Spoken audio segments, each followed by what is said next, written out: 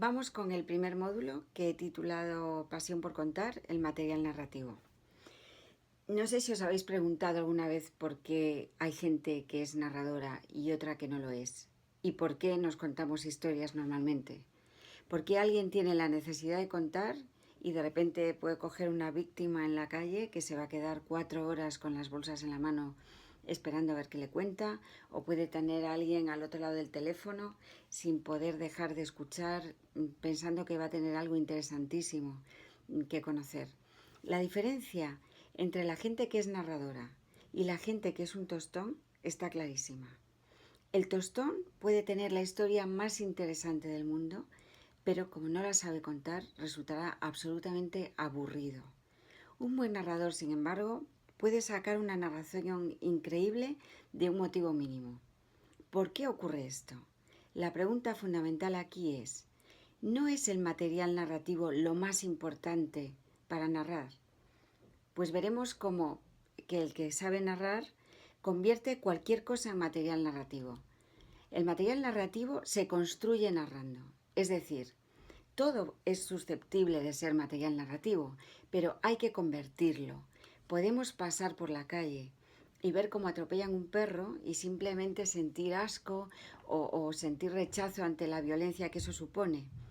Sin embargo, un narrador, con ese hecho, puede contar cómo está organizada una sociedad. La insoportable levedad del ser, el recuerdo en el presente, el miedo, cualquier sentido que haya visto en esa situación.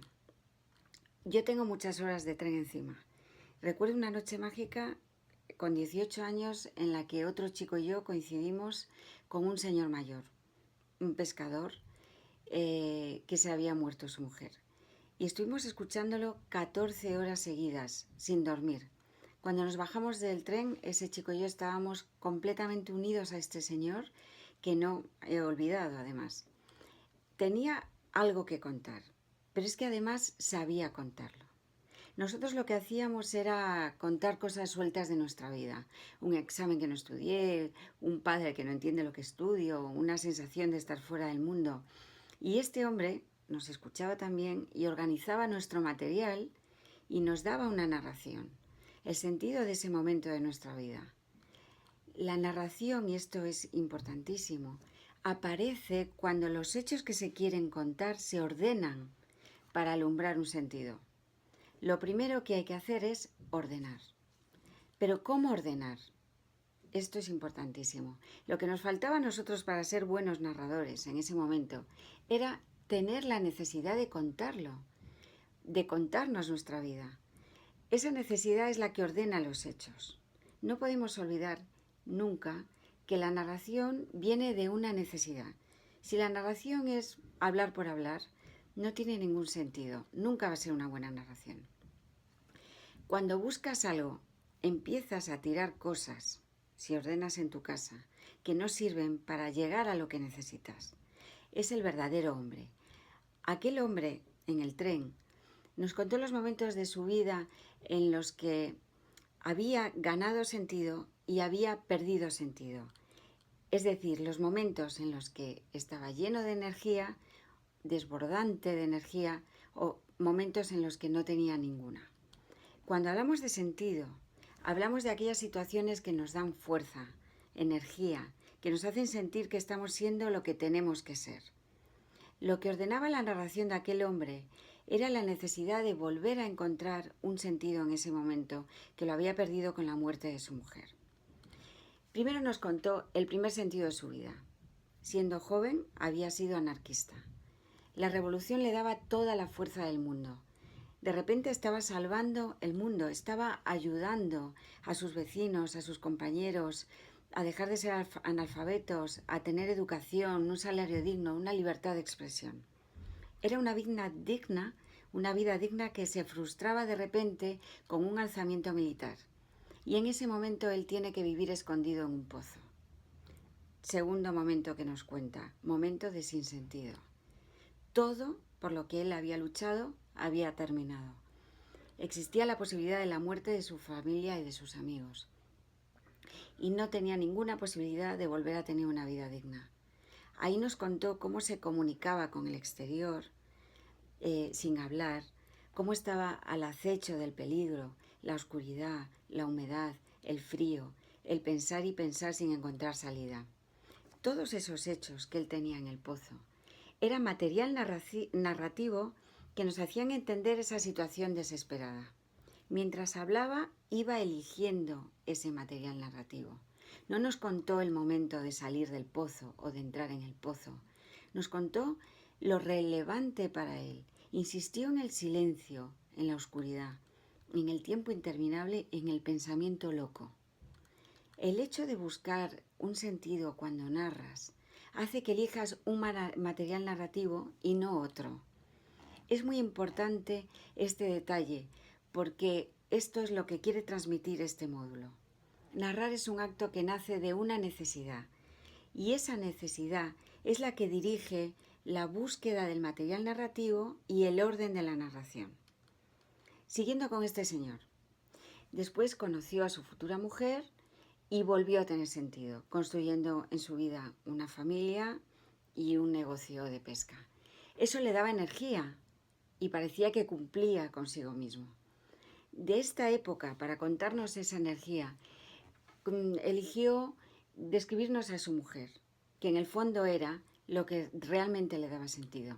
Eligió las conversaciones, eligió la descripción física, porque era una mujer que físicamente le conmovía y no le dejaba sentirse abatido o triste.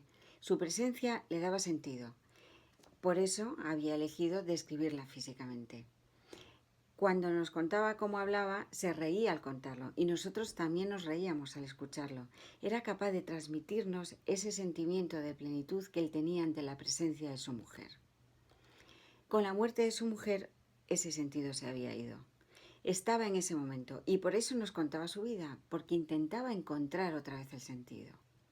Cuando el sentido se va es cuando se necesita contar, o cuando el sentido entra de manera galopante, absurda, que no entiendes por qué, también necesitas contarlo para entenderlo. Y ahora viene un detalle muy importante. Contar tiene que ver no con el sentido, tiene que ver con un sentido. Esto es muy importante. Es decir, el que cree en el sentido es el que se sube a una caja en mitad de la plaza y se pone a predicar. Contar tiene que ver con un sentido, con algo que nos valga para sentirnos libres y fuertes para vivir. Este señor había convivido con la República, la democracia, la dictadura, y en todas esas situaciones había encontrado un sentido o lo había perdido. Es muy importante entender esta diferencia de punto de vista a la hora de enfrentarnos a hablar o escribir. La narración no quiere contar lo que está bien, una forma de pensar que nos va a salvar. Quiere contar una situación concreta que ilumina un comportamiento que da sentido, que da fuerza. Contar no tiene nada que ver con definir, ni conceptualizar, ni dar fe de algo que pensamos. Volviendo a mi ejemplo, ese chico y yo, nosotros descubrimos nuestra debilidad, la descubríamos mientras escuchábamos a este hombre, nuestra debilidad en cada cosa que decíamos, una falta de fuerza para vivir que este señor había tenido y nosotros no. Su narración nos iluminaba, nos hacía ver que no teníamos esa fuerza. Precisamente era nuestra falta de hilo conductor en la vida, de un sentido, lo que no nos permitía vivir de una manera vigorosa. Por eso escuchábamos atentamente. Nos encantaba la posibilidad de vivir con aquella pasión con la que vivía ese hombre. En los textos para leer de este módulo podréis ver cómo esto coincide con los prólogos de los grandes autores. En esos prólogos todos hablan claramente de este punto de partida a la hora de escribir las grandes obras.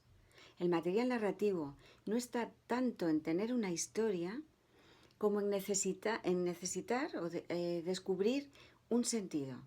Porque la pasión por escribir precisamente viene de la búsqueda de hacernos más vigorosos, más vitales. El que no esté dispuesto a cambiar su perspectiva sobre el mundo cuando escribe o cuando lee, no es posible que se enganche a la literatura. Cualquier sensación, emoción, contexto social, persona, recuerdo Cualquier cosa puede ser material narrativo. Para serlo, tiene que ser capaz de mostrar un sentido, una visión del mundo que nos haga un poco más capaces.